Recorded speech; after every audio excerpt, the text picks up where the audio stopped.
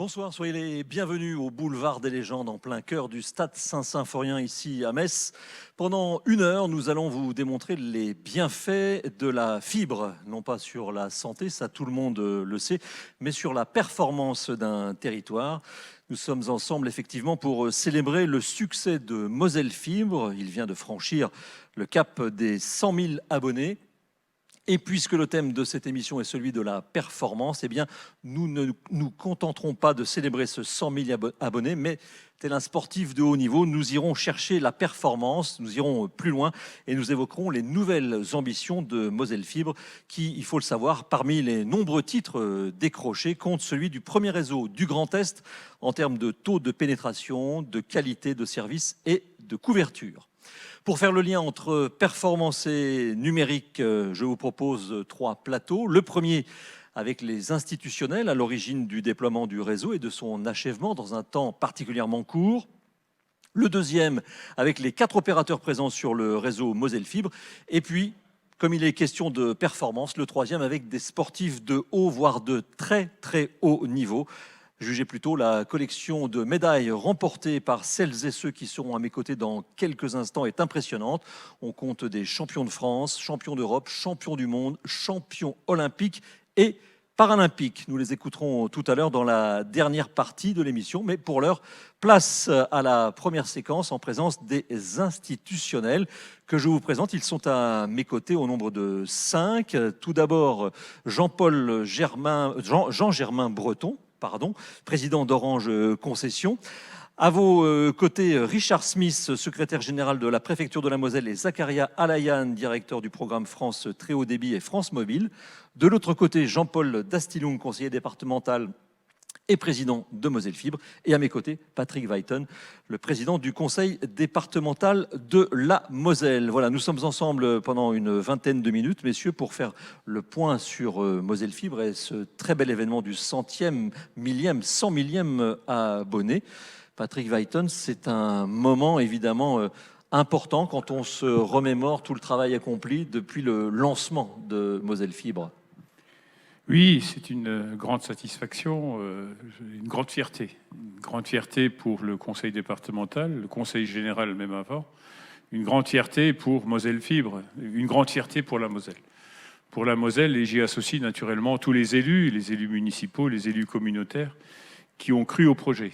Projet qui a démarré dès 2004.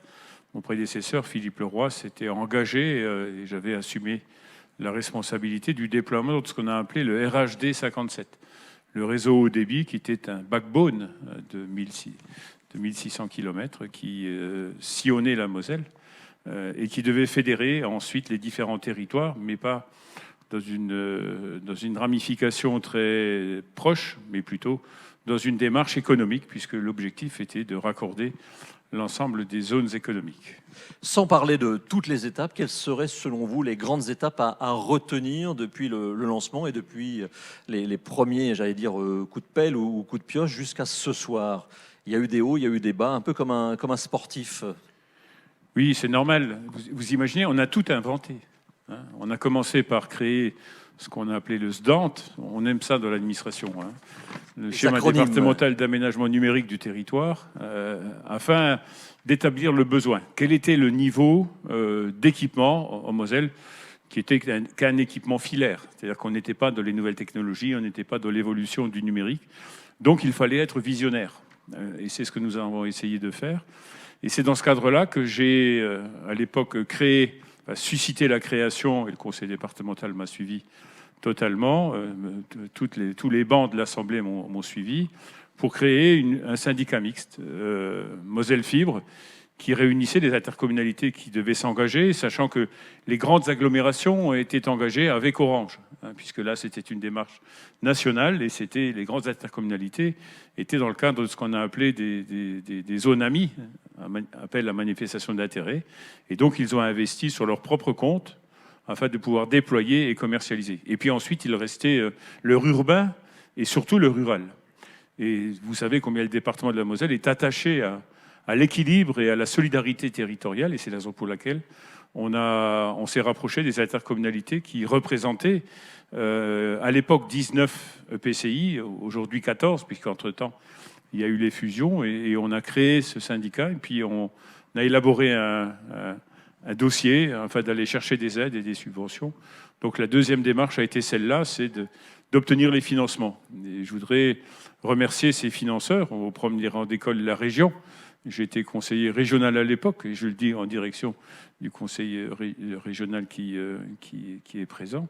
À l'époque, Philippe Richer s'était comporté avec la Moselle comme il s'est comporté avec les autres départements du Grand Est, sachant que là, la région a investi de ses deniers régionaux, alors que nous avons engagé une démarche sur la Moselle.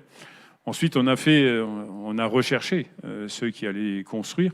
Je voudrais saluer également l'apport significatif de l'État, monsieur le secrétaire général, qui a été un apport très important, qui nous a permis d'alléger la charge. Et le département y a apporté naturellement une contribution importante. Et ensuite, les collectivités de proximité qui sont engagées dans cette démarche. Et ensuite, on a fait le choix de l'opération. Donc c'est un peu technique, mais c'est l'affermage, c'est-à-dire que le réseau reste la propriété du département par l'intermédiaire de ce syndicat mixte.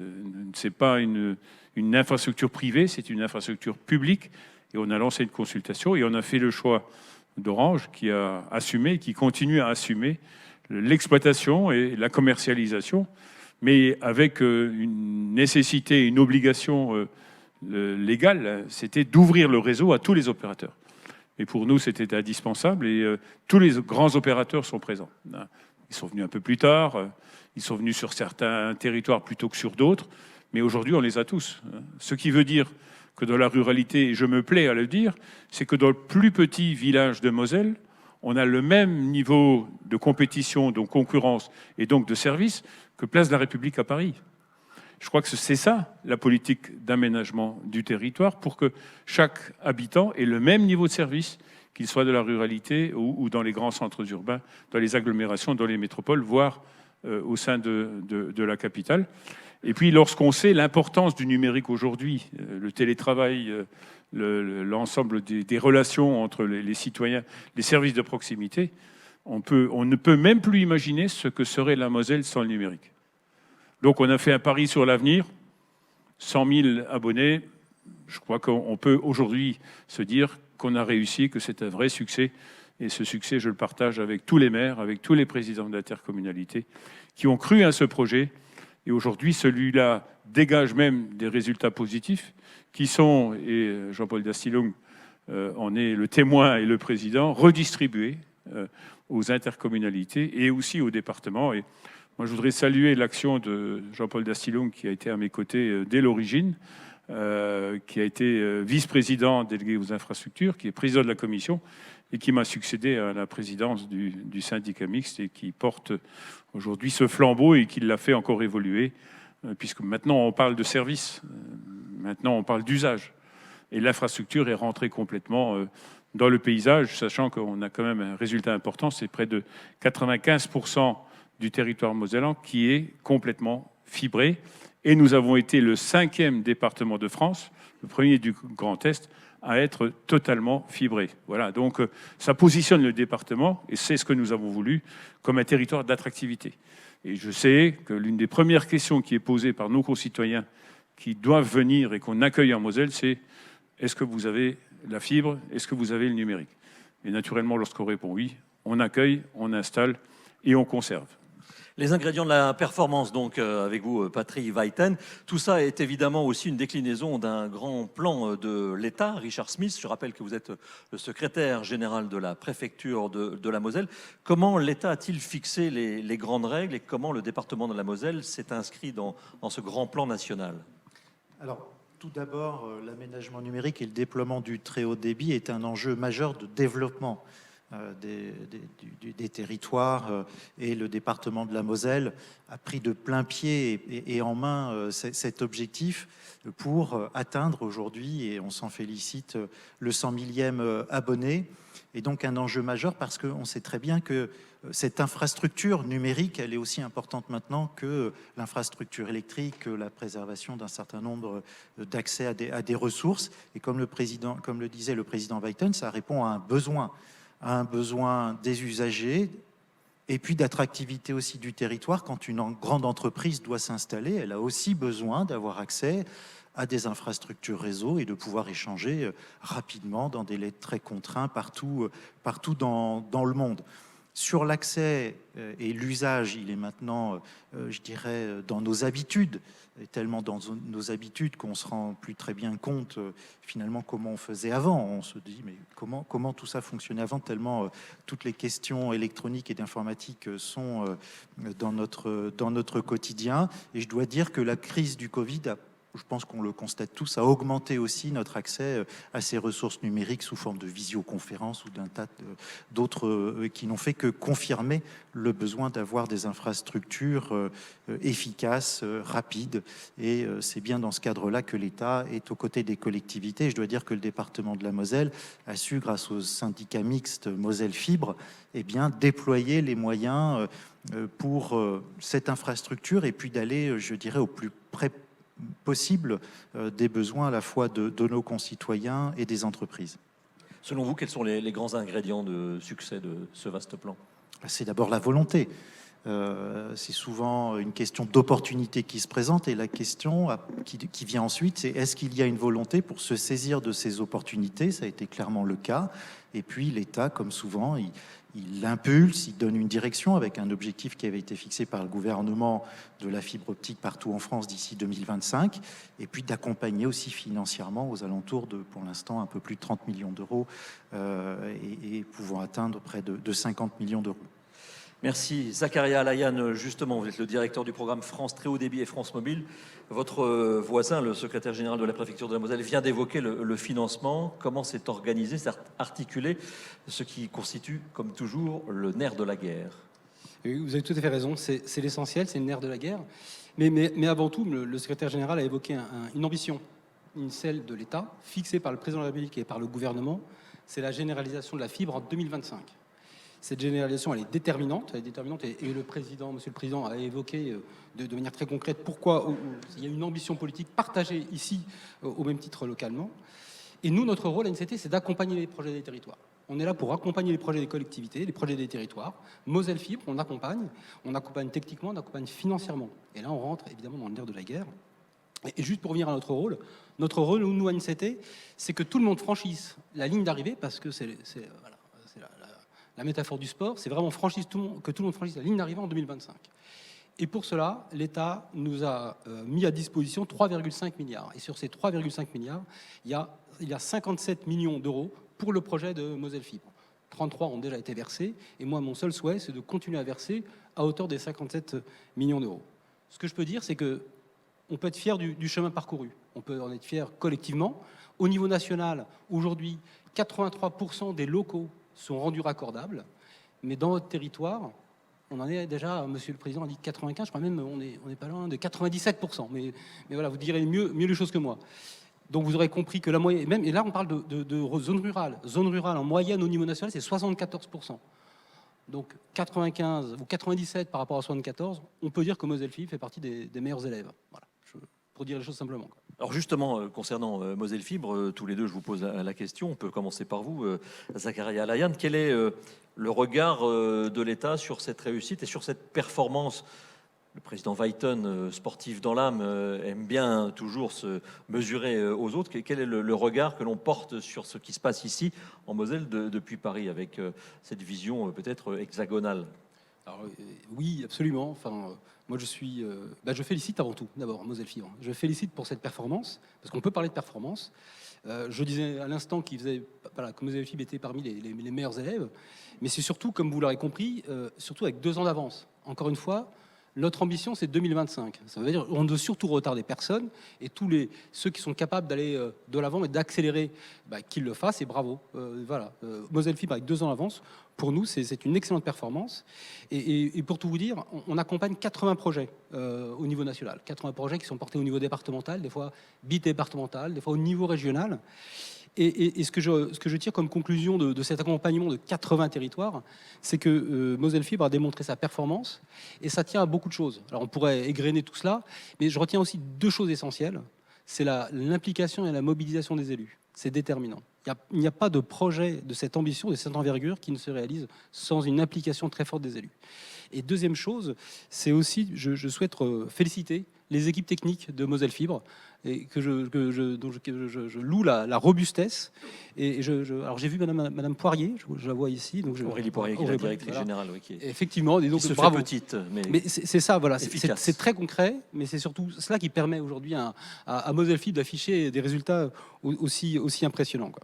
Monsieur le secrétaire général, sur cette réussite, sur cette performance, alors peut-être moins parisienne, mais vu de la préfecture de la Moselle, on parlait de la force d'implication des élus. Ils sont très nombreux dans la salle. Ça témoigne évidemment de tout l'intérêt qu'ils portent à cette boucle, à cette fibre mosellane. Tout à fait. Nous sommes nombreux ce soir, ce qui témoigne de cet intérêt. Et puis, c'est une réussite collective. Elles le sont souvent, d'ailleurs, les réussites, elles sont collectives.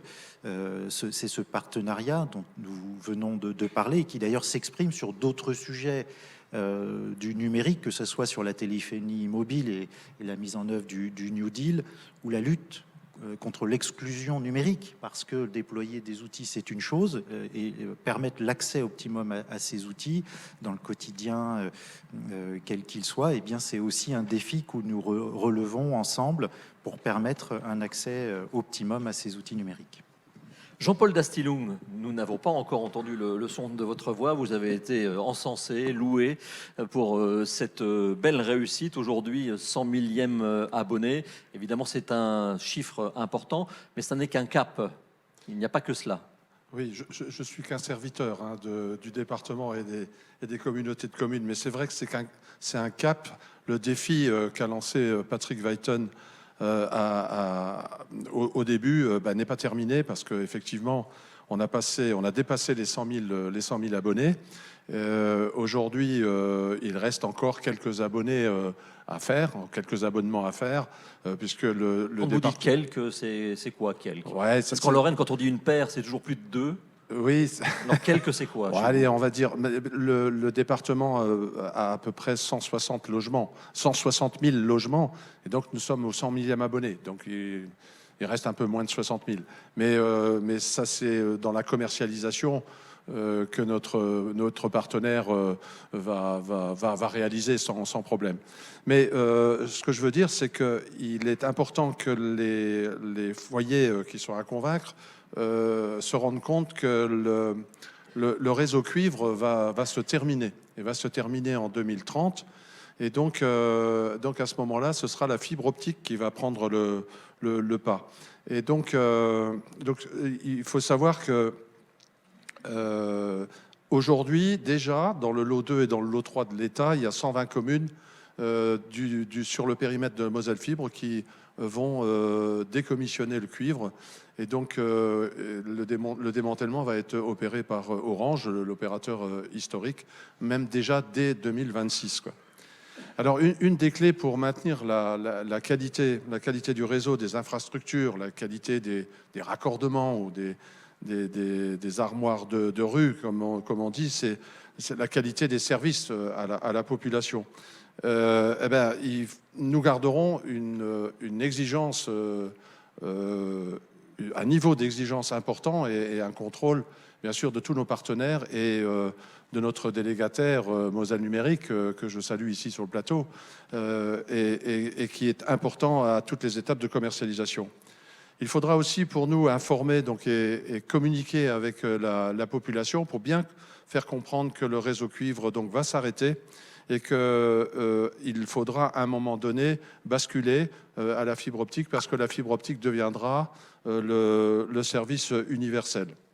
Et puis, je dirais, pour maintenir cette performance et rester au plus près des préoccupations de la population, nous avons créé ce qu'on appelle un groupe d'intervention fibre, composé de techniciens chevronnés pour apporter les conseils et les services aux habitants et aux élus.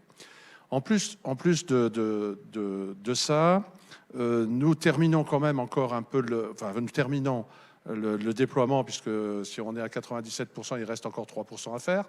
Et donc, à la demande de la communauté de communes du PIO Val d'Alzette, nous sommes en train de fibrer Audin-le-Tiche et Russange. sachant que Villerue et Thil sont déployés par Orange et avec lequel nous avons signé une convention. Et puis nous reprenons aussi des réseaux existants pour les remettre à niveau, et c'est le cas donc du réseau de la communauté de communes des Deux Sarres, et c'est le cas aussi du réseau de la régie Falkargarten en Moselle-Est. Tout ça pour que les habitants, les usagers aient le même service sur l'ensemble du territoire, avec la possibilité d'avoir des OSEN, donc ce qu'on appelle des opérateurs commerciaux à envergure nationale.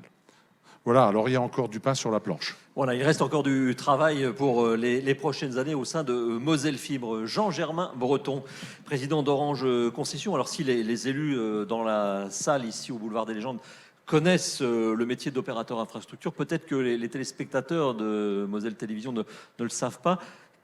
Quel est votre métier, opérateur d'infrastructure? Qu'est-ce que ça veut dire?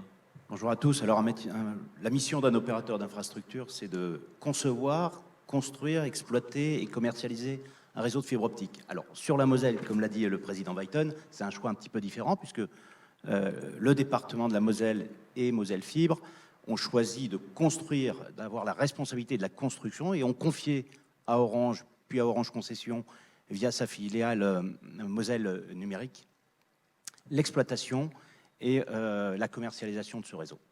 Donc voilà ce que vous faites au quotidien, vous le réparez, vous l'entretenez, vous accueillez les 4 opérateurs et donc vous garantissez en fait le bon fonctionnement de ce réseau aux 4 opérateurs de façon tout à fait équilibrée. Alors effectivement, on a 2 missions principales. La première mission, c'est l'exploitation technique de ce réseau-là, de ce réseau Moselle Fibre. Qu'est-ce que ça veut dire? C'est maintenir la qualité de ce réseau-là, faire la maintenance préventive, faire de la maintenance curative. Et puis un réseau, c'est quelque chose de vivant. Ça évolue, il y a des nouveaux logements, il y a des nouvelles zones d'activité, il y a des nouveaux projets d'aménagement du territoire. Et donc notre rôle, c'est d'accompagner ces projets pour adapter le réseau et le faire vivre et maintenir sa qualité dans la durée. Et là, on a un challenge particulièrement important puisque Moselle Fibre a construit un réseau de très grande qualité. Et donc, c'est à la fois assez facile pour nous de l'exploiter, puisque c'est un réseau de qualité, donc on n'a pas besoin d'investir fortement puisqu'il est de qualité. Par contre, ça nous donne une responsabilité très importante, c'est de maintenir ce niveau de qualité à un très haut niveau.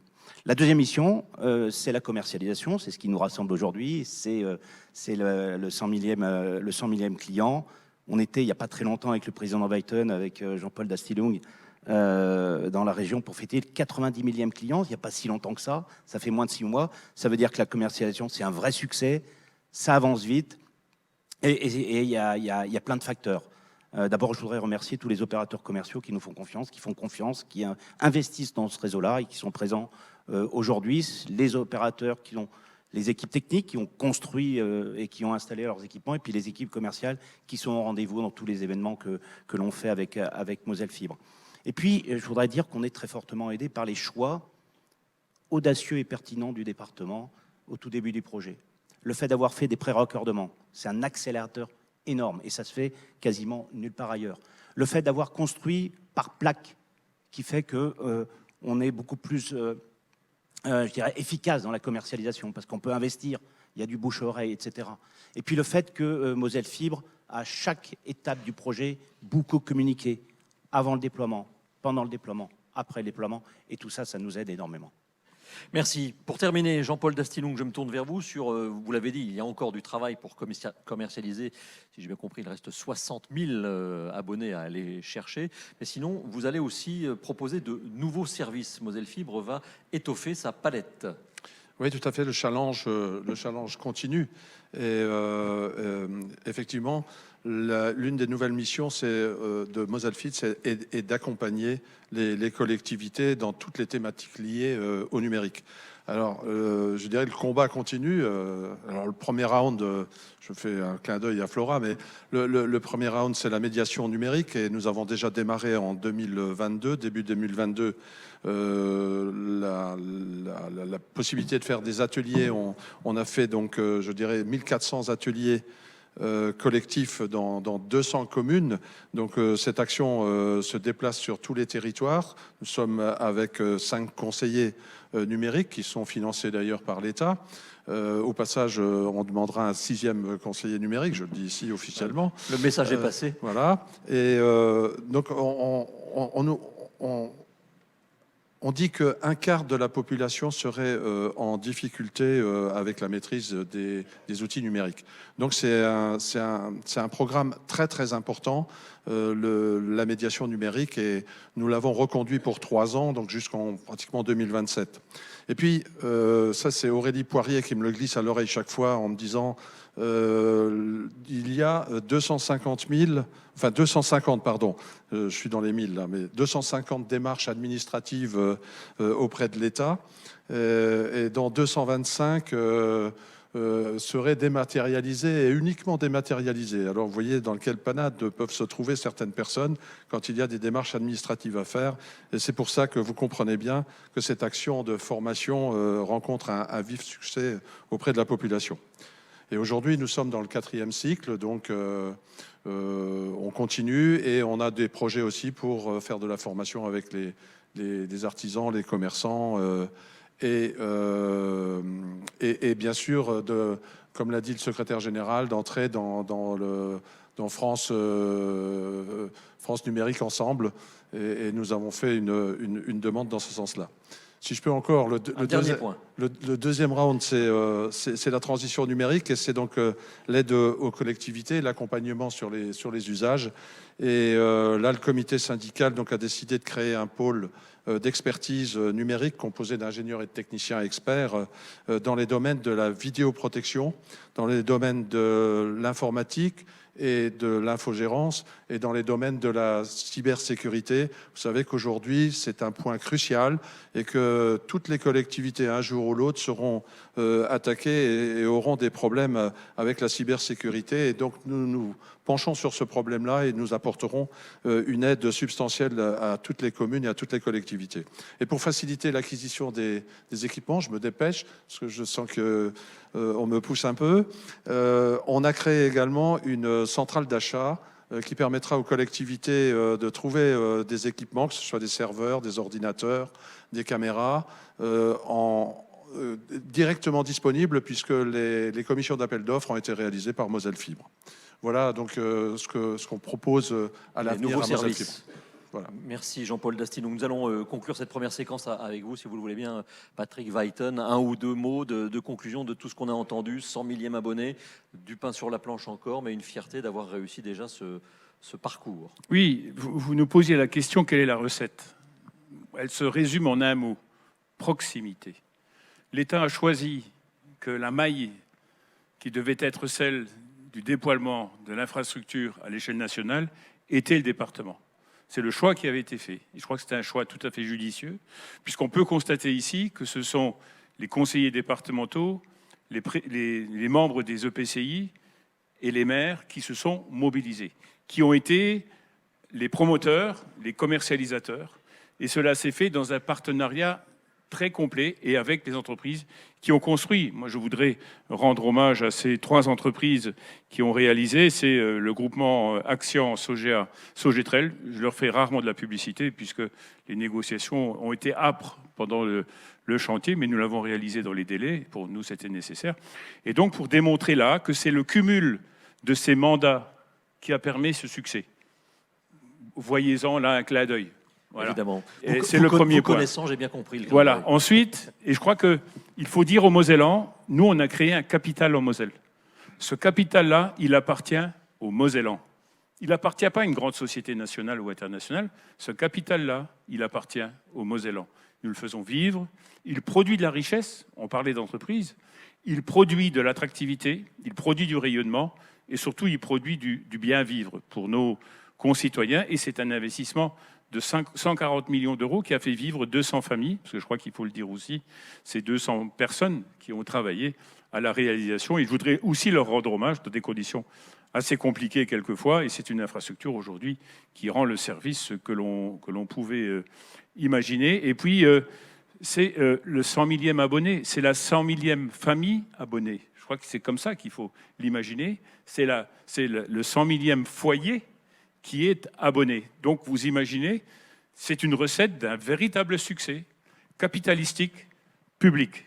Et cela s'est fait grâce à l'engagement de l'ensemble des élus. On a organisé plus de 40 réunions de commercialisation et c'est le maire et les conseillers départementaux et les présidents des intercommunalités qui présidaient ces réunions de commercialisation. Et enfin, et sur la médiation qui a été mise en place, moi je voudrais remercier l'Agence nationale de cohésion territoriale, puisque je siège au sein du conseil d'administration, qui a apporté au conseil départemental 1 500 000 € pour financer de la médiation. Je crois que ça aussi, il faut le dire, c'est une démarche, cette fois-ci, de solidarité en direction de ceux qui sont le plus éloignés du numérique et qu'il faut absolument accrocher et raccrocher à ces nouvelles technologies qui, aujourd'hui, sont pour certains broyeuses. Parce qu'il n'y a plus d'autre solution que d'utiliser le numérique qui, quelquefois, tient un discours qui n'est pas compréhensible par tout le monde. Donc pour nous, un capital, un engagement des élus de proximité, le département et la maille qui réussit. Je crois que ça aussi, c'est un message qu'il faut faire passer partout. Et puis enfin, on est fiers de cette 100 millième famille qui s'est engagée aujourd'hui à nos côtés, en félicitant naturellement les 4 opérateurs qui sont à nos côtés. S'ils sont à nos côtés, c'est qu'on a aussi réussi. Merci beaucoup. Merci, messieurs. Justement, vous parlez des opérateurs. Les 4 opérateurs vont venir sur scène dans quelques instants. Le temps pour nous de tourner, on est en télévision, une page de publicité.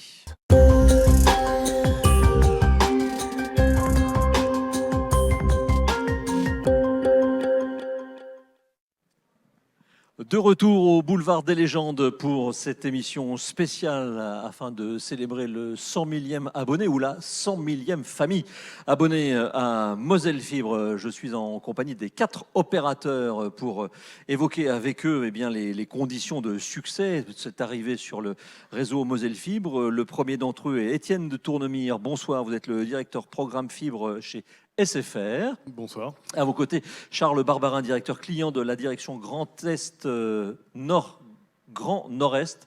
On n'a pas l'habitude ici, chez Orange. Bonsoir. Bonsoir. À mes côtés, Stéphanie Kraus, responsable commercial fibre nationale chez Bouygues Télécom. Bonsoir. Bonsoir. Et puis de l'autre côté, Saïda Werderny, directrice auprès des relations collectivités territoriales de Free. Bonsoir, soyez la bienvenue. Merci, bonsoir. Voilà, les 4 opérateurs sont présents. Je commence par vous, Charles Barbarin, puisque vous êtes le premier arrivé sur le réseau en 2017, si je ne me trompe pas, avec une politique très volontariste. Vous êtes arrivé en pôle position, si on veut reprendre les termes liés à la performance. Comment on aborde justement la compétition avec vos amis et néanmoins concurrents ici autour de vous, ici présents? On l'aborde bien. Effectivement, ça a été un choix d'Orange d'apporter la fibre le plus tôt possible auprès de ses clients sur un grand nombre de territoires. Voilà, avec une grande diversité de clients, puisque chez Orange, comme vous le savez, on adresse une large palette, voilà, des offres pour les particuliers, les entreprises. Beaucoup de clients voient encore, c'est une de nos spécificités, et puis jusqu'à la cybersécurité. Mais cette concurrence, elle est importante parce que voilà, sur la fibre, on doit le meilleur service à nos clients. C'est encore, malgré tout, voilà, une technologie qui est jeune. On a encore, par-ci, par-là, quelques réglages à faire. Et le fait que nos collègues soient là, voilà, ça nous aide à faire ça, à franchir les marches qui nous restent à franchir pour apporter toujours le meilleur. Quand on déploie la fibre, il y a des clients qui la veulent tout de suite. Et puis, il y en a d'autres, voilà, ils sont un petit peu plus circonspects. Ils se demandent comment ça va se passer, les travaux à la maison, quels services vont marcher ou pas marcher, est-ce que vraiment c'est mieux? Donc on a vraiment besoin, et c'est là où le modèle est intéressant, c'est qu'il y a un rôle fort des collectivités sur ces sujets-là, pas seulement pour financer, même si c'est extrêmement important, mais aussi pour donner l'impulsion, aussi pour accompagner voilà, des clients qui ont besoin de ça, qui ont besoin de cette réassurance.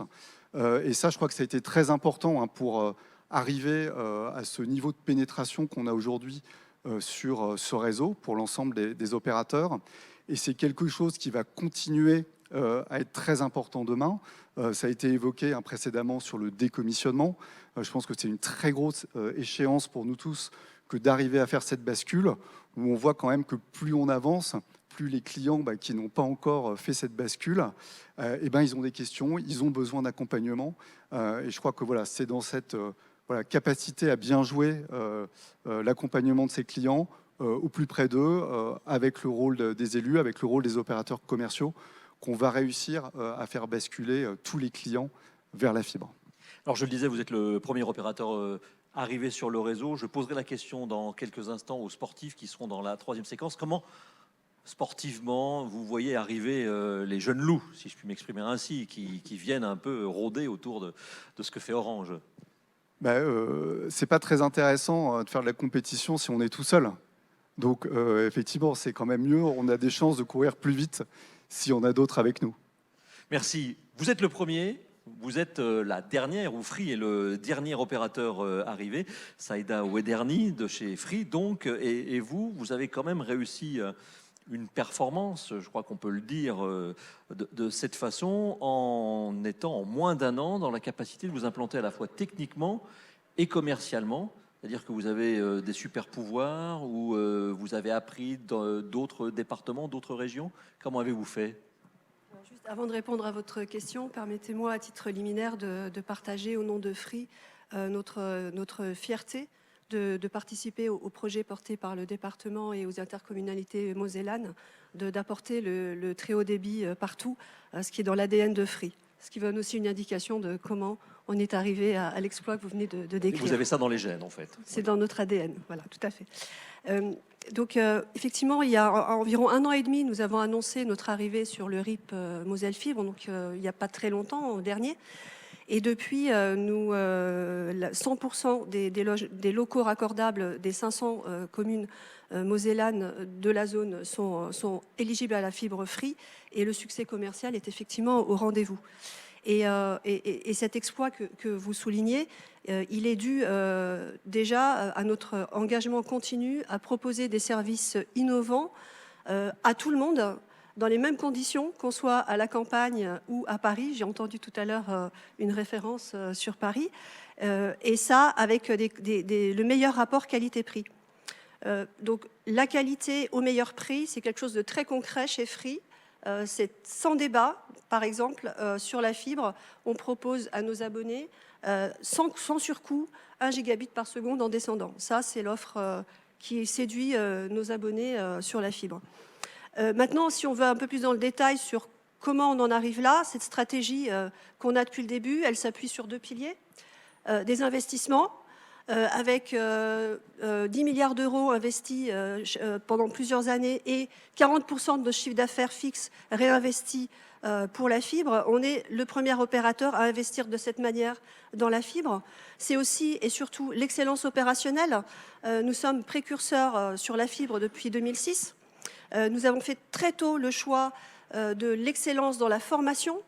Ce sont près de 590 000 heures de formation qu'on donne chaque année et 10 000 techniciens qui sont formés partout en France. C'est aussi un choix très fort d'internalisation de nos compétences. Et donc, nous avons 3 600 collaborateurs et techniciens fibres qui s'occupent de l'exploitation et de la maintenance des réseaux fibres. Et d'ailleurs, la qualité de nos raccordements est reconnue par le délégant même de Moselle Fibre. Donc, c'est tout à fait remarquable que ce soit ainsi. Donc, les résultats, du coup, sont assez forts pour nous, puisque Free, aujourd'hui, a séduit 5 millions d'abonnés à la fibre, sur la fibre en France. En termes d'adoption à la fibre, on est le premier opérateur, puisque 70% de nos abonnés fixes ont déjà la fibre, ce qui est un des taux les plus élevés du secteur. Et 95% de nos abonnés Freebox nous recommandent pour la fibre. Donc ce sont des éléments pour nous qui sont très importants et qui dénotent donc effectivement d'une réussite nationale, et qui découle et qui se décline au niveau local et au niveau notamment des réseaux d'initiatives publiques. Et donc sur la région donc, du Grand Est, où nous avons aujourd'hui, nous couvrons 98% des logements raccordables, et en plus nous avons une couverture 5G de l'ordre de 93%. Nous sommes vraiment particulièrement fiers d'apporter ces très hauts débits pour tous au service des particuliers, des entreprises et des collectivités, et ce en proximité très forte avec les abonnés, à travers un réseau de boutiques en croissance, ce qui est assez remarquable, puisque nous, on a tendance à créer de plus en plus de boutiques, et un service innovant, un service après-vente de proximité, qu'on appelle Free Proxy, et qu'on va ouvrir bientôt dans la région. Merci.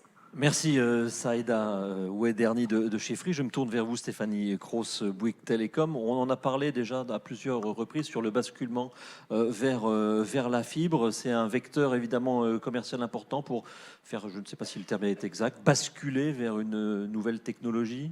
En tous les cas, on se doit d'accompagner en effet tous les Mosellans et tout le territoire français vers cette nouvelle technologie. Et le plateau précédent l'a bien souligné. On est vraiment à un moment de changement technologique majeur, important, que nous sommes en train de vivre, qui entraîne, qui est une vraie réalité sur le territoire mosellan, qui entraîne un changement sociétal et qui accompagne, on va dire, même un changement sociétal, comme on en parlait également juste avant, le télétravail, la multiconnexion dans les foyers et tous les objets connectés qu'on peut avoir autour de nous, le télétravail de manière majeure qui a fortement cru avec le Covid, où je lisais encore ce week-end, aujourd'hui c'est plus de 50% des cadres qui font minimum 2 jours de télétravail par semaine. Donc on se doit, en tant qu'opérateur commercial, d'apporter une connexion de belle qualité. Évidemment, la bascule, le cuivre vit ces dernières heures. Il y aura donc la course, c'est une course 2030, de fond. C'est ça 2030. C'est une course de fond, si on reprend le parallèle. Et on se doit d'accompagner tout le monde, mais tout le monde sur la durée aussi, parce qu'il n'y aura pas de la place pour tout le monde au dernier moment. Donc on a un vrai rôle d'offrir les meilleures offres possibles à nos clients et également nos prospects, en répondant à leurs demandes, à leurs besoins et également à leurs envies. Vous avez parlé tout à l'heure, je crois que c'est votre voisin, de cette hésitation peut-être chez les clients qui se posent un certain nombre de questions.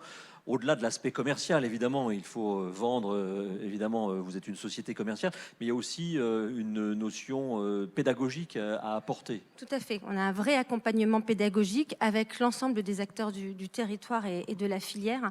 Un vrai accompagnement pédagogique à avoir, aussi bien dans nos canaux de vente, en déployant, enfin, en expliquant à chaque futur client ou prospect de quelle étape, qu'est-ce qui les attend, également les rassurer sur ce qui va se passer, parce que comme le disait mon collègue juste à côté, ça peut être un sujet anxiogène. Je crois qu'il faut qu'on le dise et c'est une réalité. Les clients ont besoin d'accompagnement, ils ont besoin de comprendre qu'est-ce qui va se passer chez eux et qu'est-ce qu'on va leur apporter, c'est quoi la différence et qu'est-ce qu'on va pouvoir leur apporter avec cette nouvelle technologie. Merci. Étienne de Tournemire, SFR. Alors SFR aujourd'hui, mais vous êtes l'historique un peu aussi du coin, puisque vous êtes connu sous un certain nombre d'appellations auparavant. Là aussi, il y a une notion particulière d'attachement au territoire et au département, notamment de la Moselle, sous les différentes appellations, avant que ça n'arrive à SFR. Exactement, effectivement, contrairement à mes petits camarades de jeu, effectivement, on est un petit peu originaux parce qu'on était là présent sur le très haut débit avec du câble, avec Numéricable. Donc effectivement, c'est un territoire qu'on connaît très bien, avec des clients qu'on connaît très bien, qu'on a toujours d'ailleurs. Et donc on essaie de composer avec ça, avec nos clients ADSL et nos clients effectivement fibrés, donc pour les basculer sur la fibre. Donc voilà, donc on a une proximité avec nos clients qui est assez forte, assez importante depuis longtemps et qu'on veut pérenniser. Typiquement aujourd'hui, c'est la raison pour laquelle aussi on a un maillage fort en termes de boutiques sur le territoire. Hein. Sur la Moselle, on a 9 boutiques, donc c'est quand même assez important. Je crois que c'est 2 à Thionville et 2 à Metz.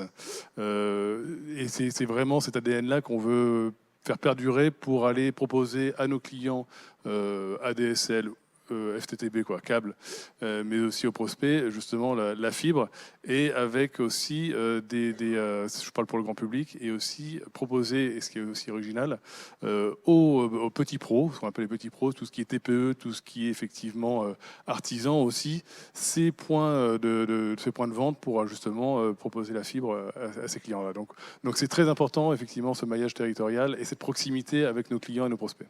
Alors nous sommes ici au cœur du stade Saint-Symphorien pour faire le parallèle avec un club sportif et la performance de Moselle Fibre. Et vous, il y a une notion de fidélisation aussi. Comment je fais pour garder mon joueur, un des meilleurs, pour qu'il ne parte pas à la concurrence. Cette notion de fidélité, de fidélisation est importante aussi pour vous. Vous l'avez dit, vous êtes historique. On est historique, mais en fait, c'est continuer à avoir du service de qualité et des prix qui soient justes. Et typiquement, c'est ce qu'on fait. Et là, aujourd'hui, et je vois casser aussi des idées reçues, c'est que, en tout cas chez SFR, nos clients qui sont ADSL ou qui sont câblés, ils peuvent passer à la fibre sans avoir un surcoût en termes tarifaires. Donc ça, aujourd'hui, au lieu de faire des promotions à tout va, nous, on préfère avoir le prix juste du premier coup pour justement garder nos clients. Donc la fidélisation, elle passe notamment par ça, avec évidemment les usages derrière qu'on propose, qui sont très intéressants, des offres aussi qui sont adaptées, typiquement des offres couplées avec des équipements numériques, etc., pour justement profiter du haut débit. Donc c'est tous ces éléments-là qui font que nos clients restent chez nous. Voilà, merci. Les 4 opérateurs, vous l'avez bien compris, ont tous leurs arguments commerciaux pour vous séduire. Vous vous laisserez séduire par celui ou celle que vous souhaitez. En tous les cas, merci aux 4 représentants d'Orange, Free, Bouygues Télécom et SFR. On se retrouve dans quelques instants pour la toute dernière séquence avec les sportifs qui vont nous parler eux aussi de performance. Et vous aurez devant vous de nombreux titres sur cette scène. À tout de suite. Non.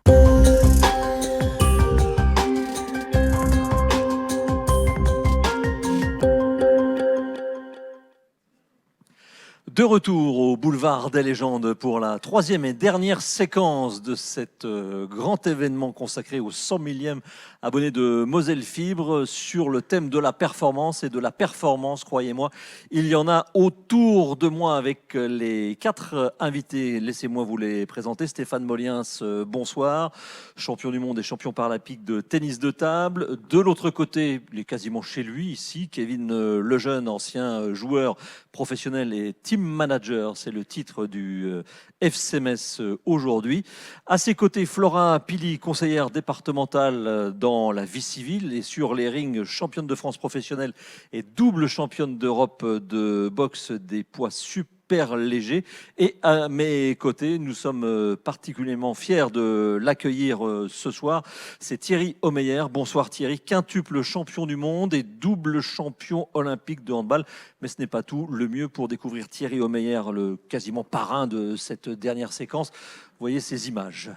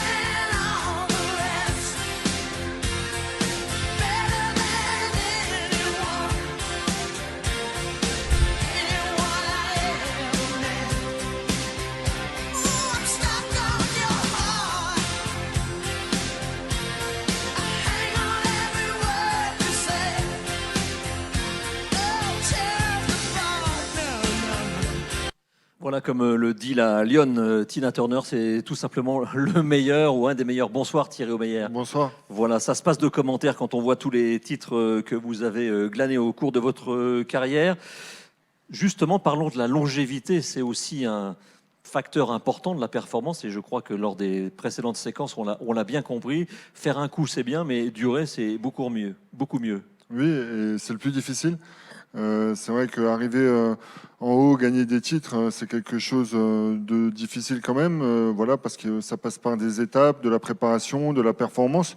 Mais une fois qu'on est arrivé tout en haut, il faut réussir à y rester, travailler pour. On sait qu'on est aussi très attendu parce que voilà, quand on a gagné, toutes les autres équipes, elles ont envie de nous faire tomber ou quand on est en poste, comme moi, au poste de gardien de but, on a envie, les petits jeunes, ils arrivent et ils ont envie de nous prendre la place. Donc ça passe par beaucoup de travail, de l'entraînement, de la remise en question, être capable aussi d'évoluer tout au long de sa carrière, de trouver de nouveaux ressorts motivationnels, mais aussi d'évoluer avec sa discipline, parce que voilà, le handball, moi, pendant les 25 ans pendant lesquels j'ai joué au plus haut niveau, il a évolué, il est allé de plus en plus vite, et moi, il m'a fallu aussi me réinventer, trouver de nouveaux axes de travail. Je me suis beaucoup servi de la vidéo aussi et c'est quelque chose que je faisais pas forcément au début de ma carrière, mais voilà, les joueurs ils tirent de plus en plus fort, ils sautent de plus en plus haut, et donc nous les gardiens, on est aussi obligés de s'adapter, de trouver des parades, et donc tout ça passe par du travail. Pour moi, c'était beaucoup de travail vidéo. J'ai aussi beaucoup travaillé sur ma condition physique, même si on peut penser que le gardien de but, il est dans sa cage et qu'il bouge pas beaucoup. Et ben, moi, j'ai toujours, pendant les préparations physiques, travaillé comme les joueurs de champ, même si j'étais pas obligé de le faire. Déjà pour montrer que j'étais capable de me dépasser comme eux. Et aussi, derrière, c'est quelque chose qui m'a servi à éviter les blessures et à être capable de jouer jusqu'à un peu plus de 42 ans. Donc oui, il y a plein de facteurs qui amènent à la performance et qui permettent d'être en haut tout au long d'une carrière. Aussi être capable de se réinventer, parce que... Oui, c'est de se remettre en question, parce que quand on voit le nombre de titres là, que vous avez glanés, France, Europe, Monde, et puis double champion olympique, comment ne pas tomber dans la facilité, entre guillemets?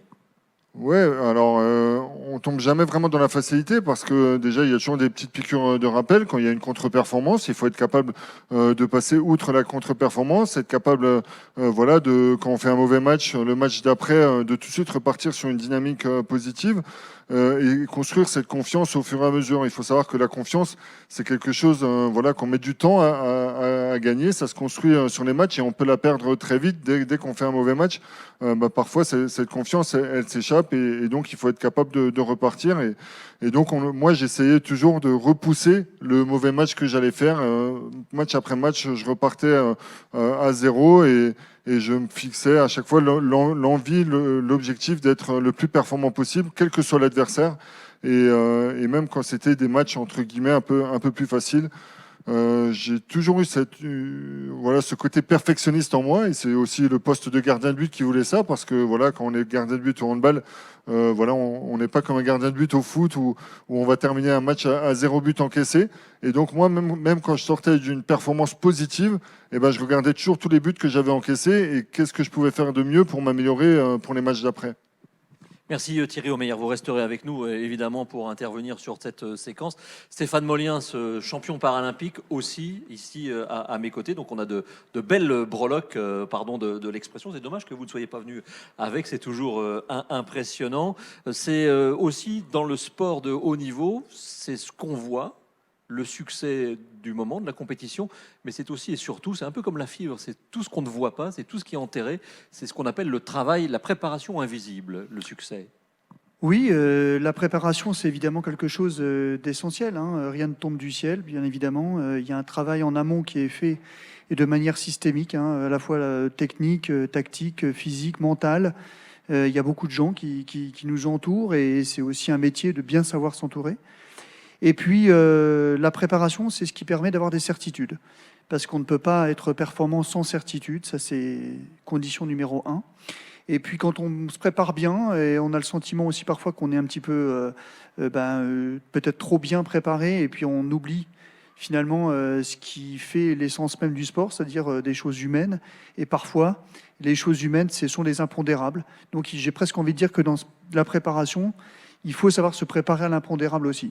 Et l'impondérable, en fait, ce sont toutes ces petites choses qui arrivent quand on n'y est pas préparé. Et c'est à ce moment-là, peut-être, qu'il faut faire preuve, je dirais, d'ingéniosité, de créativité, de faire preuve d'intelligence, dans le sens où l'intelligence, c'est pas forcément ce qu'on sait, mais c'est ce qu'on fait quand on ne sait pas. Et je pense que c'est nécessaire de faire preuve d'adaptabilité le jour J, parce qu'en face de nous, on a des adversaires, des concurrents, qui sont là pour la même chose que nous, avec leur forme du jour, leur forme du moment, et contre lesquels il faut batailler et être performant. Tiens, voilà une médaille, une très très belle. La préparation, qu'est-ce qu'on met derrière ce mot un peu valise? C'est l'alimentation, c'est le sommeil, c'est évidemment le physique, c'est la technique. Qu'est-ce qu'il y a dans le mot préparation? Moi, je pense qu'il y a un petit peu tout. On a tous un petit peu une recette. D'ailleurs, La question qu'on me pose souvent, c'était c'est quoi ta recette? Mais j'ai envie de dire, moi, je veux bien t'expliquer ma recette, mais ma recette à moi, ça va pas être celle de mon voisin. On a tous une façon de se préparer. Raphaël Nadal a une recette très particulière et qu'il a modulée avec le temps parce que c'est ça qui lui permettait d'être performant, d'être très fort. Mais celle de Djokovic est différente. Donc, on y met plein de choses. Je pense derrière une recette, on met plein de choses. En effet, en termes d'hygiène de vie, ça c'est indispensable parce qu'on ne peut pas faire des choix de vie, ça c'est évident. Et puis, encore une fois, je pense c'est prendre du temps. Il faut prendre du temps pour la préparation, être patient. Et puis, considérer qu'on n'est pas des machines, c'est-à-dire que ce n'est pas un bouton on ou off qu'on active. Il faut savoir prendre du temps aussi pour accepter la méforme de temps en temps. Et comme disait Picasso, il disait qu'est-ce que je fais quand je ne suis pas créatif? Je travaille. Ça veut dire qu'il y a des fois, on est un petit peu moins peut-être créatif, mais il faut y mettre du cœur à l'ouvrage. Merci. Flora Pili. Bonsoir Flora. Bonsoir.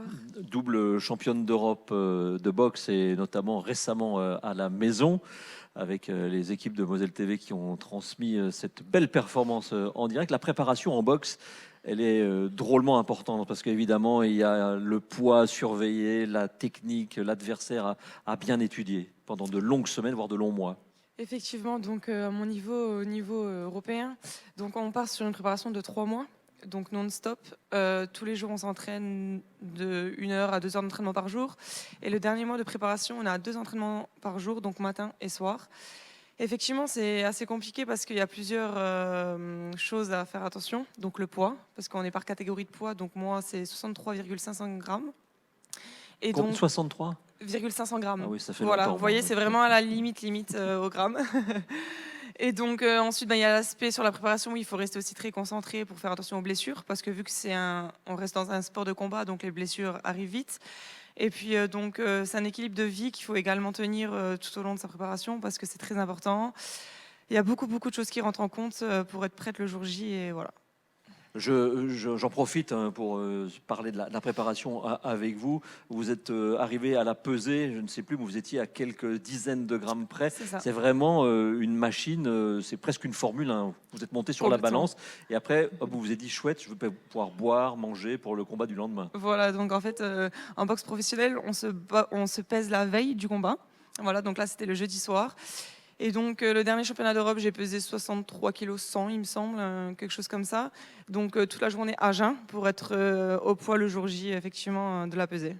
Flora, vous restez évidemment avec nous ce soir. Je précise aussi que dans la vie, vous êtes conseillère départementale de la Moselle, donc, et puis vous êtes aussi maman, et c'est d'autant plus remarquable que vous vous êtes arrêtée, vous avez votre bébé, et puis vous êtes revenu au plus haut niveau. Ça aussi, c'est à signaler. Oui, c'est ça. Donc j'ai une petite fille de 2 ans et demi maintenant. Donc j'ai profité du Covid, comme quoi il avait le bon dos des fois, donc pour faire un enfant. Et donc je suis revenue après ma grossesse à très haut niveau, puisque j'ai fait championne de France professionnelle en octobre 2022. Et donc 2023, je suis allée chercher le titre de championne d'Europe en Italie, à Padoue. Et puis j'ai redéfendu ma ceinture à Saint-Avold le 3 novembre dernier. Voilà. On parlera de la suite de la carrière dans quelques instants. Kevin Lejeune, c'est un joli nom ça, comme ça au moins, voilà. C'est Kevin Lejeune, formé à la JOCR, mais une grande partie de la carrière, c'est peut-être la plus longue partie, 5 ans ici au FC Metz, sur les nombreuses années passées avec un maillot de foot sur le dos. Généralement, les footballeurs, la préparation... Vous souriez déjà, vous savez ce que je vais vous dire. Ils n'aiment pas trop parce que quand on est au mois de juin, juillet et qu'il faut commencer à reprendre le chemin des terrains et qu'ils savent que ça va être difficile, il y a toujours un peu la soupe à la grimace. Oui, c'est sûr que... Alors on va ouvrir votre micro. Voilà, ne bougez pas. Flora, vous passez le sien. Merci.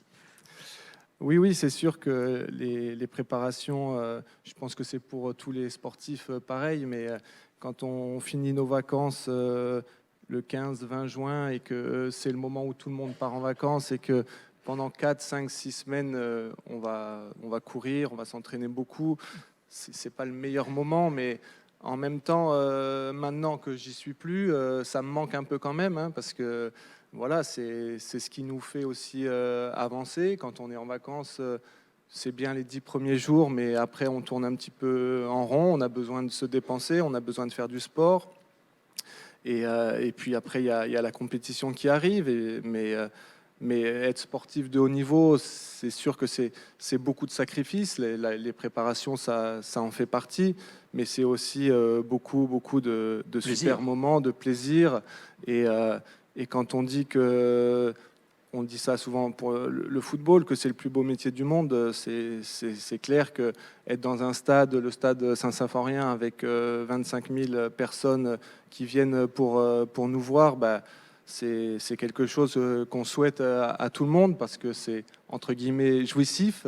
Et voilà, c'est ce qui m'a plu durant ma carrière de footballeur et c'est ce que j'aime encore aujourd'hui quand je suis au bord des terrains, mais plus sur le terrain.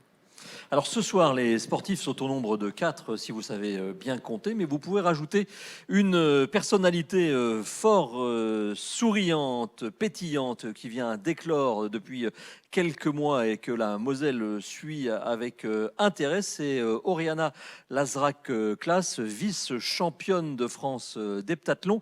Elle devait être avec nous ce soir, mais elle a été appelée avec l'équipe de France de l'athlétisme pour aller dans un pays où il fait un tout petit peu plus chaud. Nous avons eu la chance de la rencontrer avant qu'elle ne monte dans l'avion. Je propose d'écouter ces quelques minutes d'entretien avec Oriana la sémillante.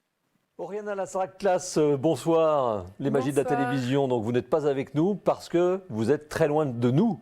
Oui, en effet, je suis en Afrique du Sud avec l'équipe de France d'athlétisme. Pour faire quoi ? Un stage de performance, du coup, pour pouvoir apprendre des meilleurs, parce que toutes les spécialités sont là, du coup, en Afrique du Sud pour une vingtaine de jours. Donc, je compte bien profiter de leur expérience et de leur expertise sur tous les domaines de l'athlé. Alors, vous êtes évidemment en stage de performance. Ça tombe bien puisque la soirée était une soirée basée sur le thème de la performance. Qu'est-ce que vous pouvez nous dire sur ce mot performance ? Ça amène beaucoup de choses, de la rigueur, mais aussi de l'envie, parce que sans envie, il n'y a pas de performance. Je pense que justement, il faut pouvoir aimer ce qu'on fait et être à 200% dedans pour pouvoir arriver à une très bonne performance. Après, la performance de base, c'est le résultat. Donc, pour avoir du résultat, il faut beaucoup de travail. Et c'est pour ça que je parlais de rigueur. Moi, je suis partie en Afrique du Sud, justement, là, pour pouvoir m'entourer des meilleurs et avoir des meilleures conditions pour pouvoir fournir un travail excellent et une excellente performance.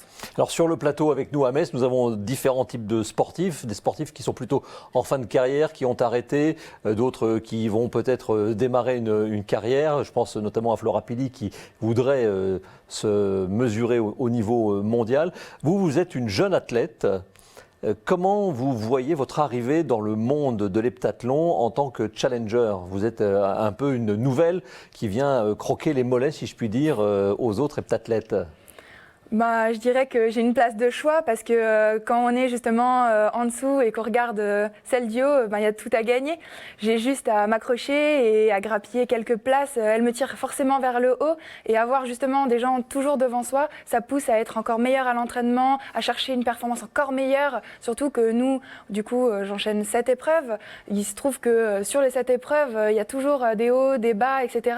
Et c'est justement en voyant les gens qui sont devant nous que ça permet de rebondir. Je veux dire, même s'il y a un creux sur une épreuve, la performance d'après, elle sera peut-être meilleure, justement parce que on se passe devant, on retourne un peu derrière, il manque quelques points, quelques centimètres, et c'est ça qui fait la différence. Donc, mon arrivée là-dedans, je trouve qu'elle est bien timée parce que j'ai eu déjà de l'expérience dans l'athlétisme, et en même temps, j'ai encore beaucoup de concurrence devant, et ça me tire vers le haut. Alors évidemment, on va parler des Jeux Olympiques 2024 avec nos invités, mais avec vous aussi. Quelle est l'ambition d'Oriana ? Faire les minima olympiques cette année. Moi, j'aimerais vraiment les faire pour me rassurer et justement acter ma qualification, on va dire. Comme ça, c'est fait et je pourrais me concentrer sur mon arrivée au jeu.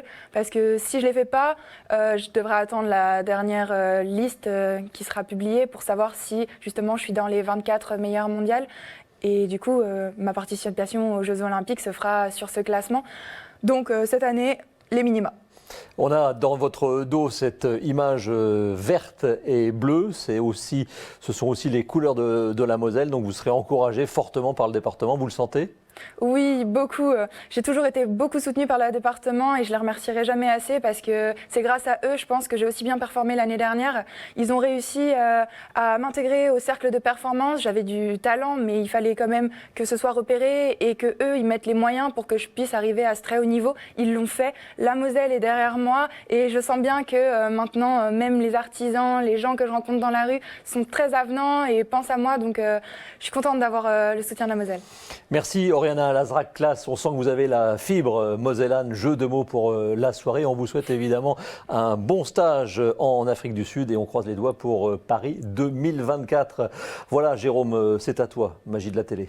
Voilà, nous sommes de retour ici au centre, ou du moins au stade Saint-Symphorien, au boulevard des légendes, pour évoquer la performance avec 4 sportifs de très haut niveau. Ce que disait Oriana, c'est l'envie.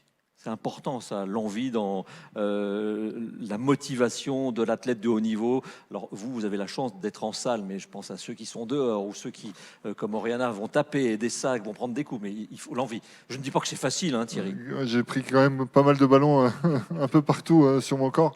Non, l'envie, bien sûr, l'envie, la passion de son sport, parce que voilà, on passe dans une carrière, il y a bien sûr des moments exceptionnels de joie, de bonheur quand on gagne des titres, des matchs, mais il y a aussi des moments plus difficiles. Voilà, il y a des défaites qui sont difficiles à vivre. Il y a aussi des périodes de voilà, la préparation, mais des entraînements qui sont très difficiles à encaisser, où il faut être capable de s'arracher et de se dépasser. Mais c'est ça qui derrière va amener la performance et va amener la qualité de ce qu'on va être capable de faire sur le terrain, donc être capable de se transcender le jour des matchs. Et ça passe, oui, par cette envie et la passion qu'on a de notre sport. Stéphane Molliens, vous êtes d'accord sur cette envie, évidemment, sans envie, pas de performance, pas de résultat possible? Bah oui, parce que l'envie, en fait, c'est peut-être ce qui génère l'ambition. L'ambition au sens noble du terme, c'est-à-dire l'envie de faire et de réussir des choses. Et puis, je répète évidemment, sans le paraphraser, Thierry, quand il parle de passion, parce que ça, c'est quelque chose qui ne se mesure pas, mais qui est absolument nécessaire. La passion, c'est ce qui nous anime le matin quand on se lève, quand on a envie d'aller s'entraîner.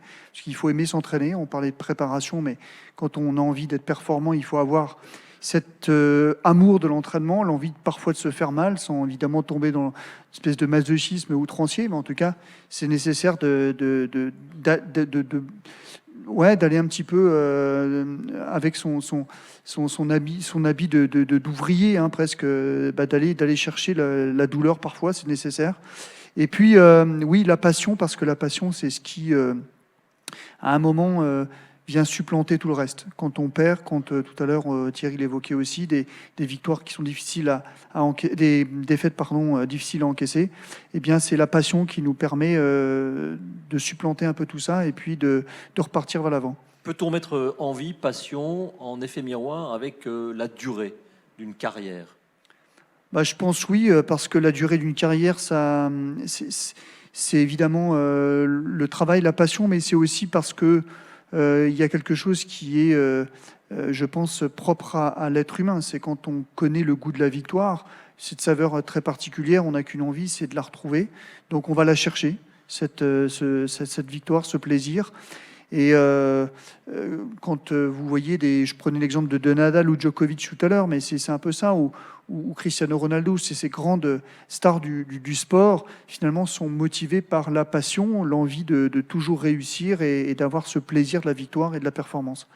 Flora Pili, l'envie aussi, il faut la trouver quand on monte sur un ring. Alors évidemment, Thierry nous a rappelé qu'il prenait des ballons. Vous, ce sont des points que vous pouvez prendre sur la partie supérieure du corps. Il faut en avoir envie. Complètement envie et je dirais aussi beaucoup de détermination, parce que c'est un sport où quand on n'est pas déterminé, on le ressent tout de suite vis-à-vis du combat. On fait un combat moins bien que le précédent par exemple. Donc ouais, beaucoup de détermination, surtout l'envie et la rage, parce qu'on reste dans un sport de combat. Donc forcément, faut aimer en donner avant d'en reprendre, quoi. Tout à l'heure, ça a été dit, mais à mots feutrés, le réseau Moselle Fibre est parti d'une certaine façon, mais il a fallu redonner un coup d'accélérateur, remettre un petit coup d'accélérateur, changer les priorités, les objectifs. Ça arrive aussi de se remettre en question et de changer sa façon de se préparer, sa façon de travailler quand on a décelé quelque chose qui ne marchait pas. Oui, oui, bien sûr, surtout en boxe, parce que du coup, on travaille souvent sur l'adversaire, et donc du coup, on change d'adversaire à chaque combat. Donc effectivement, on doit des fois travailler sur des choses qu'on aime moins que d'autres, forcément. Donc on travaille sur différents types d'axes, c'est-à-dire physique, technique, et je pense qu'il faut adapter en fonction de la préparation et de l'adversaire, oui. Kevin Lejeune, sur la durée, vous avez fait une carrière relativement longue, hein, classique. Vous avez commencé assez jeune. Vous avez fini à quel âge, Kevin? 35 ans. 35 ans, ce qui est déjà beaucoup pour un joueur de football professionnel, hein, j'entends. Cette carrière dans la durée, est-ce que vous aviez justement une stratégie pour la faire durer le plus longtemps possible, ou vous preniez année après année, et comme le disent souvent les sportifs à la fin du match après match. Alors ça, on l'a entendu des millions de fois. Disons que sur la fin, oui, je l'ai prise année après année parce qu'il y a un contrat, et quand on est en fin de contrat, on a toujours cette interrogation, est-ce que je vais continuer? Est-ce qu'on va vouloir que je continue? C'est vrai que quand j'ai commencé ma carrière, 20 ans, 21 ans, je m'étais dit, bon, si je joue jusqu'à 32 ans, c'est bien, parce que voilà, les carrières sont quand même assez courtes. Et plus ça avance, plus on prend du plaisir, plus on aime ça, plus on se demande aussi ce qu'on va faire d'autre, parce que voilà, on est sportif, ça fait partie de nous, et après, quand c'est terminé, il y a toujours cette interrogation-là. Donc j'ai arrêté à 35 ans à cause du Covid.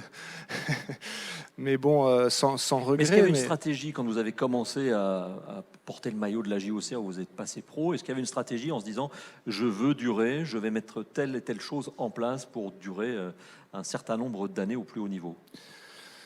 Oui, il y a une stratégie. Après, la plus grosse stratégie, c'est pouvoir vivre avec la concurrence et dépasser cette concurrence. Parce que quand on est jeune, on veut prendre la place de celui qui est devant nous. Mais quand on est installé dans une équipe, forcément, il y a des jeunes qui arrivent derrière, et c'est eux qui veulent nous pousser dehors.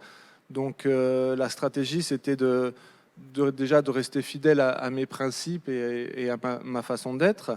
Et surtout d'essayer d'être le plus sérieux possible en dehors des entraînements, parce que c'est ça aussi, on le comprend encore pas plus trop de barbecue en vieillissant. et de vin rosé en été pendant que les gens partent en vacances. Voilà, c'est ça, il y a des choses qu'on ne peut pas ou qu'on ne doit pas faire, et ça nous permet de durer un peu plus, et j'aurais aimé durer encore plus. Alors vous êtes team manager aujourd'hui, question indiscrète, est-ce que vous préparez le retour au mois de décembre de Georges ou pas? Est-ce qu'il a demandé une location ou pas? S'il revient, c'est au mois de janvier, parce que ça commence le 1er janvier. Oui. vous en sortez bien. Merci Kevin Lejeune. Sur la concurrence, avec vous Thierry, comment on gère cette concurrence? Vous l'avez un tout petit peu évoqué tout à l'heure, mais quand on est déjà Thierry Omeyer, qu'on a quelques titres, comment on gère ça? On voit ça de loin, ou on prend tout au sérieux, même le plus petit des débutants qui commence à pointer le bout de son nez? Non, moi j'ai toujours pris ça très au sérieux. Je parlerai pas de concurrence à mon poste, je parlerai plus d'émulation. Parce que quand j'avais, voilà, on est toujours 2 ou 3 gardiens dans une équipe de sportifs professionnels, de handball professionnel, pardon. Et moi, je me disais toujours, voilà, j'aimais beaucoup jouer et je voulais jamais quitter le terrain. J'étais un peu connu pour ça. Mais j'avais envie de montrer aussi que dès que j'étais sur le terrain, j'étais à 200% et que je relâchais jamais l'attention, que j'avais toujours envie d'être performant, que même quand le match il était gagné facilement, qu'on menait de 10 buts à 10 minutes de la fin, ben moi je continuais justement à essayer d'apporter cette performance jusqu'à la dernière minute. Je voulais aussi montrer à mon coach qu'il pouvait me faire confiance à tout moment, et montrer aussi que voilà, pour me prendre la place, il va falloir s'accrocher, apporter plus de performance. Surtout, à partir du moment où tu es en concurrence avec un autre gardien, alors bien sûr il y a beaucoup de communication et on connaît un peu, voilà, il y a un peu la team des gardiens de but, on essaie de se pousser, de se tirer les uns vers les autres vers le haut. Mais voilà, je me disais aussi que dès qu'il y en a un autre qui jouait à ma place, il pouvait être amené à être performant et amener ça sur la durée. Derrière, c'est moi qui étais sur le banc et j'aimais pas trop être sur le banc, donc j'essaie d'être le plus performant possible à chaque fois. Je fais un parallèle avec la deuxième séquence où il y avait les 4 opérateurs. Alors évidemment, ils sont en compétition, mais ils ont parlé aussi d'émulation.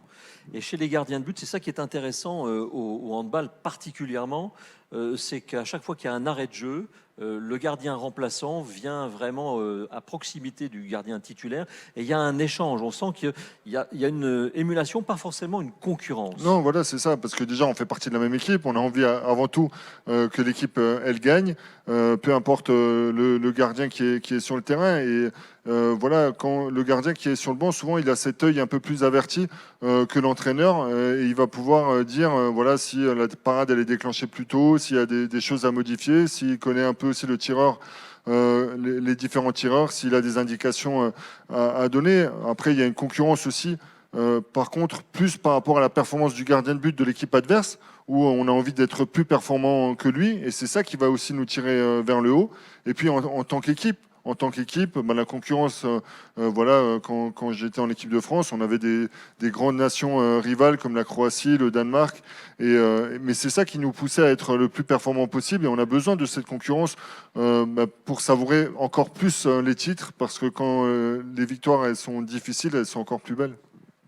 Un dernier mot, Stéphane Moliens, quand on est au sommet, qu'on a remporté des titres, se remettre en question, ça n'est pas chose aisée pour essayer de continuer à progresser.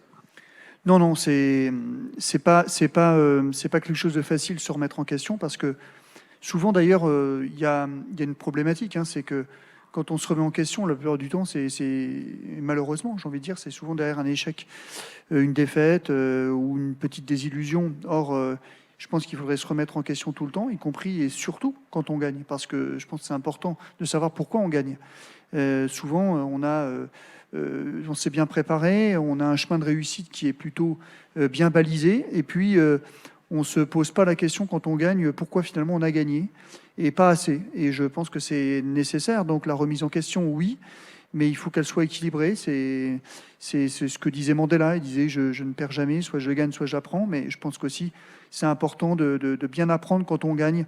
Et la remise en question, oui, elle est absolument nécessaire, parce que ça permet d'avancer, ça permet aussi de se challenger, parce que la plupart du temps, même dans des sports collectifs, eh bien, chaque athlète, chaque joueur, chaque joueuse, eh bien, se challenge eux ou elles-mêmes. Avant de vous remercier, dernière question à Flora Pili, double championne d'Europe. J'ai lu ici ou là que vous souhaitiez aller voir un petit peu plus haut. Et on est évidemment ici dans la performance, donc d'aller, je dirais, challenger quelques boxeuses au niveau mondial. Où en est-on de cette quête d'une ceinture à l'échelle mondiale? Comment ça se prépare? Alors du coup, en 2024, ça va être une année de transition, justement pour se rapprocher du niveau mondial, donc prendre de l'expérience encore, et rester dans le top 10 mondial pour essayer de faire, on espère, en 2025, un championnat du monde. Voilà.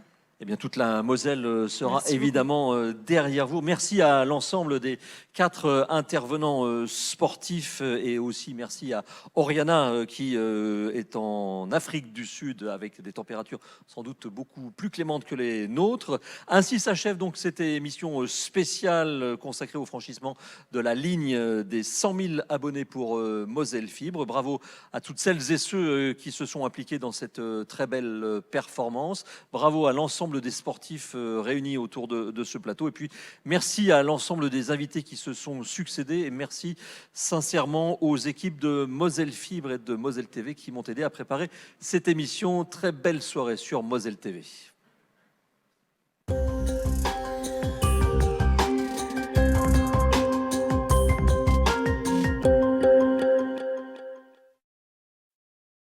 On peut applaudir quand même l'ensemble des participants, des présidents, représentants des EPCI, les équipes de Moselle Fibre, du département, les opérateurs. Merci beaucoup pour cette belle réussite. Et quand vous êtes prêts, eh bien vous pouvez, Jean-Paul Dastilung et Patrick Weiten, couper le ruban.